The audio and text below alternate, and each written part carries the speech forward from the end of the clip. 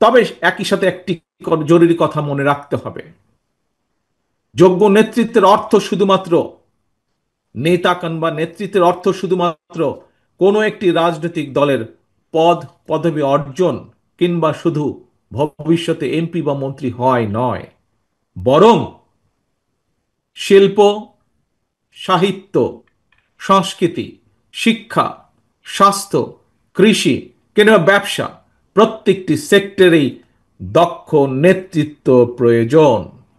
কারণ এই সবগুলো সাবজেক্টের সাথে দেশের সামনে এগিয়ে যাওয়া সম্পর্কিত।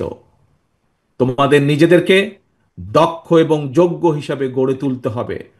প্রত্যেকটা সেক্টরে তোমাদের যোগ্য নেতৃত্বই একমাত্র পারে আগামীর বাংলাদেশকে বদলে দিতে, শহীদদের কাঙ্ক্ষিত বাংলাদেশ গড়ে তুলতে।